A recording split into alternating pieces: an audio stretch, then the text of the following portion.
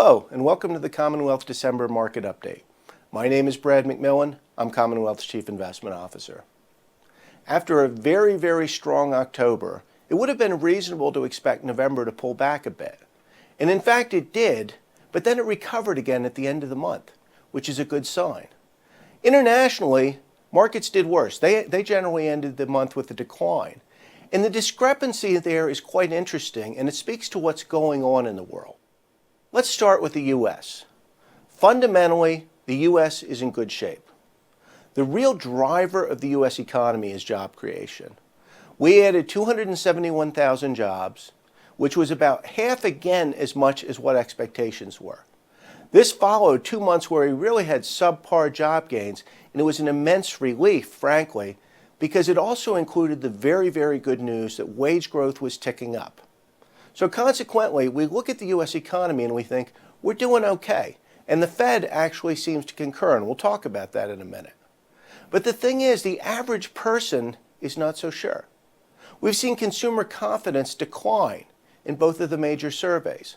The average person is worried, and because of that, spending growth has been significantly below earnings growth. Now, I take away two things from this. First of all, the question is, why are people worried? And is it something that's going to affect us going forward? And second of all, and this is the positive thing, if you're spending less than you're earning, that's actually a good thing for the long term. So we've got a long-term positive here. Let's see if it's a short-term negative. Why are people worried? Well, if you look around the world, there's obviously a lot to be worried about. You have the refugee crisis in Europe. You have ISIS in the Middle East. You have China growing at a much slower rate. You have emerging market economies potentially in trouble when the Fed starts to raise rates. And people see the headlines and they worry and they save. Reality is, other places in the world could have a tough time, but that's not going to directly affect us in the U.S. Because the U.S. is so relatively unconnected to the rest of the world, about 90% of our economy is domestic. In other words, we only relate to the U.S.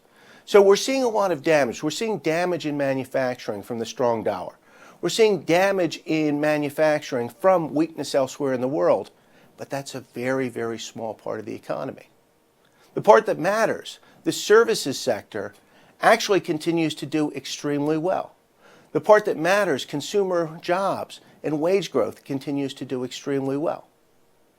What does this mean for the future? Two things I would say. The first is we can probably expect to continue some short-term weakness. People continue to react to the weak third quarter job numbers. People continue to react to the bad news from abroad. People continue to pull back and say, well, maybe I don't want to grow my spending as much as I thought I did. But at the same time, people are earning more. There are more jobs out there. What this means for the market is simple. The market is trying to figure things out. This is why we see the ups and the downs, the pullbacks and the advances. We don't quite have it figured out yet, but the reality is things continue to get stronger. When the Fed raises rates, and it looks like it very probably might be this month, then that's going to be a further endorsement of the underlying strength of the U.S. economy. So as we enter into the holiday season, you're going to hear a lot of disturbing headlines. The reality is things are actually still pretty good, and they continue to get better. I don't know whether consumers are going to buy into that this month, but as they continue to save more than they spend, they'll increasingly be in even better condition to grow in the future. With that, I will talk to you next year, and I hope you have a wonderful holiday season.